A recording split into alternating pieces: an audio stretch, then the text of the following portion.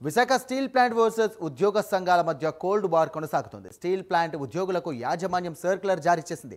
ఉత్పత్తిని బట్టి జీతాలు చెల్లిస్తామని సర్క్యులర్లో తెలియజేసింది. అయితే యాజమాన్యం తీరుపై ఉద్యోగ సంఘాలు తీవ్ర ఆగ్రహం వ్యక్తం చేస్తున్నాయి. సర్క్యులర్లోని లక్ష్యాలను మీరు సాధించి చూపిస్తే ఉద్యోగాలు బదిలీ వెళ్లిపోతామంటూ కూడా ఉద్యోగ సంఘాలు సవాల్ చేశారు. ఇక తక్షణమే యాజమాన్యం సర్క్యులర్ను ఉపసంహరించుకోకపోతే ఆందోళన ఉధృతం చేస్తామని సందర్భంగా వారు హెచ్చరించారు.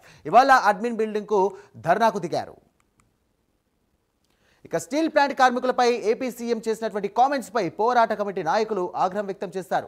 ఇక స్టీల్ ప్లాంట్ అడ్మిన్ బిల్డింగ్ వద్ద కార్మికులు ధర్నాకు దిగారు. అయితే కార్మికులు నిజాయితీగా పనిచేయండి, పనిచేస్తే జీతాలు ఇస్తారని సీఎం చంద్రబాబు అన్నారు. ఇక కేంద్రం ఎన్నిసార్లు స్టీల్ ప్లాంట్ను కాపాడుతుంది, మీరే చూసుకోవాలని చెప్పేసి సీఎం చెప్పుకొచ్చారు. దీంతో ముఖ్యమంత్రి కామెంట్స్ పై స్టీల్ ప్లాంట్ కార్మికులు మండిపడుతున్నారు. ఎన్నికల ముందు స్టీల్ ప్లాంట్ని కాపాడుతామని సీఎం చెప్పలేదా అని ఈ సందర్భంగా వారు ప్రశ్నిస్తున్నారు. కార్మికులు కష్టపడి ఉత్పత్తి తీయకుండానే నవరత్న హోదాకి స్టీల్ ప్లాంట్ వెళ్ళిందా అని నిలదీస్తున్నారు. మరోవైపు ఉత్పత్తి ఆధారంగా జీతాలు చెల్లిస్తామని యాజమాన్యం నోటీసులు ఇచ్చింది. దీంతో యాజమాన్యం తీరుపై కార్మిక నాయకులు, జేఏసీ నాయకులు తీవ్ర ఆగ్రహం వ్యక్తం చేస్తున్నారు. 5:15కి సర్క్యులర్ రిలీజ్ చేయడం జరిగింది. మరి ఆ సర్క్యులర్లో చూసేటట్లయితే భారతదేశంలో ఏ ప్రభుత్వ రంగ సంస్థల్లో కూడా ఆ రకమైనటువంటి సర్క్యులర్ మనం చూసి ఉండరు. మరి ఆ సర్క్యులర్లో ఉత్పత్తి ఆధారంగా మీకు శాలరీస్లు జీతాలు చెల్లిస్తామని చెప్పేసి యాజమాన్యం చెప్పడం అనేది విడ్డూరంగా కనబడుతుంది. మేము నిన్న అక్టోబర్ వరకు కూడా యాజమాన్యం నిర్దేశించినటువంటి ఉత్పాదకత ఫుల్ఫిల్గా చేశాము. మరి దానికి సంబంధించినంత వరకు యాజమాన్యానికి తెలుసు. మరి రా మెటీరియల్ కానీ ఇచ్చేటట్లయితే మేము చేయగల సత్తా మరి మా కార్మికుల్లోనూ ఉంది, అధికారుల్లోనూ కూడా ఉంది. మరి రా మెటీరియల్ లేకుండా ఉత్పాదకతని పెంచాలని అంటే ఇది కష్టతరమైనటువంటి మరి 125 హీట్లు తీయాలని ఎస్ఎంఎస్లను కానీ, సెంటర్ ప్లాంట్లో 24,000 టన్నులు రోజుకి తీయాలని చెప్పి కానీ, అలాగే కోకో 1 డిపార్ట్మెంట్లో రోజుకి 375 పుషింగ్లు చేయాలని కానీ, మరి ఇవన్నీ కూడా రావాలని అంటే ఖచ్చితంగా రా మెటీరియల్ అవసరం ఉంటుంది. కాబట్టి రా మెటీరియల్ మరి సప్లై చేయాలి. అలాగే ఏదైతే మరి ప్లాంట్లో మిషనరీకి విడిభాగాలు కూడా అవసరం, మరి విడిభాగాలను కూడా మరి స్పేర్ పార్ట్స్ని కొనవలసిన ఆవశ్యకత కూడా మరి యాజమాన్యం మీద ఉంది.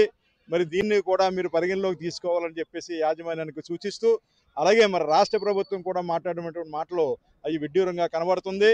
మేము ఎప్పుడూ కూడా ఇక్కడ ఉన్నటువంటి కార్మికులు కానీ, అధికారులు కానీ కష్టించి పనిచేసి మరి టర్నర్ అరౌండ్ సాధించుకున్నటువంటి ఘనత మరొకసారి మీరు చూడవలసిందిగా కోరుకుంటున్నాం.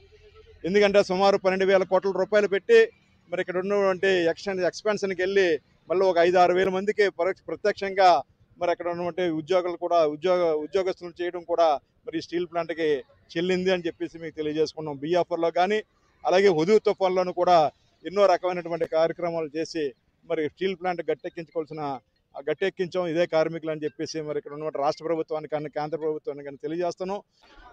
మరి ఈ రాష్ట్రాన్ని ఎక్కడికో తీసుకుపోతా ఉన్నారు. రాష్ట్రం అప్పులమయం అయిపోయింది. రాష్ట్రం అప్పులమయం అయిపోయి వడ్డీలు కట్టడానికి డబ్బులు సరిపోవడం చెప్పి చెప్తా ఉన్నారు. ఈ రాష్ట్రంలో అధికారులు, మంత్రులు, ఎమ్మెల్యేలు జీతాలు తీసుకోవడం మానేస్తా ఉన్నారా? ఎవడు చెప్పాడు మీకు ఈ నీతి? ఈ తప్పుడు విధానం. మేము కష్టపడి పనిచేస్తా ఉన్నాం, ఉత్పత్తి చేస్తా ఉన్నాం, దానికి కావాల్సిన రా మెటీరియల్ ఇవ్వడంలో మీరు ఫెయిల్ అయిపోయారు. సమర్థవంతమైన యాజమాన్యాన్ని పెడతామని చెప్పేసి పదే చెప్పే మీరు ఈరోజు చైర్మన్ లేడు, ఇక్కడ పూర్తి స్థాయి చైర్మన్, డైరెక్టర్ ఫైనాన్స్ లేడు, డైరెక్టర్ ఆపరేషన్ లేడు. ఎందుకని? దీనికి సమాధానం చెప్పడం మానేసి 12,000 కోట్లు మాకు ఇచ్చాము ట్యాక్స్ పేయర్స్ మనీ అని మీరు చెప్తా ఉన్నారు. సంతోషమే. 16 లక్షల కోట్లు పారిశ్రామికవేత్తలు ఎగ్గొడితే అందులో టాడో దగ్గర నుంచి, జిందాల్ దగ్గర నుంచి, మెటల్ దగ్గర అనేక మంది ఎగ్గొట్టారు. ఈ డబ్బులు ట్యాక్స్ పేయర్స్ మనీ కాదా? ఎకరం 99 పైసలు ఇస్తా ఉన్నారు పెట్టుబడిదారులు, మాకు ఇచ్చారా? బ్యాంకులో డబ్బులు ఎగ్గొట్టి ట్యాక్స్ పేయర్స్ మనీ కాదా? దానికోసం మాట్లాడండి. మేము 140 కోట్ల మంది ప్రజానికులు మేము మనుషులమే, 5 కోట్ల మంది ఆంధ్ర రాష్ట్ర ప్రజానికులు మేము మనుషులమే. విశాఖ స్టీల్ ప్లాంట్లో యాజమాన్యం ఇవాళ కేంద్ర ప్రభుత్వం, ఎన్డీఏ అనుబంధంగా ఉన్నటువంటి ఈ రాష్ట్ర ప్రభుత్వం కూడా, గత రాష్ట్ర ప్రభుత్వం, ఈ 2 ప్రభుత్వాలు కూడాను విశాఖపట్నం స్టీల్ ప్లాంట్ అమ్మేస్తాం, మూసేస్తా ఉన్నారు. కానీ ఆ రోజు నుంచి ఈ రోజు వరకు పోరాడుతున్నాం. అనేక పద్ధతుల్లో విశాఖపట్నం స్టీల్ ప్లాంట్ కార్మికుల్ని గత 5 సంవత్సరాల నుంచి హింసిస్తున్నారనమాట. ఇవాళ ఉత్పత్తి ఎవరి చేతిలో ఉంది? రా మెటీరియల్ ఎవరు ఇవ్వాలి? కేంద్ర ప్రభుత్వం పర్మిషన్ ఇవ్వాలి.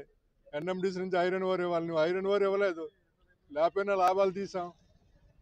మరి ఇటువంటి లాభాలు వచ్చేటువంటి కంపెనీలోనే నువ్వెవరు ఆర్సీ మెటల్కి జిందాల్కి ఎవరికో అమ్మేయాలని చెప్పేసి ఈ ప్రాంతంలో ఉన్నటువంటి ఉత్తరాంధ్ర జిల్లాలో ముఖ్యంగా నిర్వాసితులకు అన్యాయం చేశావు. ఇవాళ 6,000 మంది పెర్మనెంట్ కాంట్రాక్ట్ కార్మికులందరినీ ఇంటికి పంపించావు, ఇంకా పంపించాలని చెప్తున్నాం.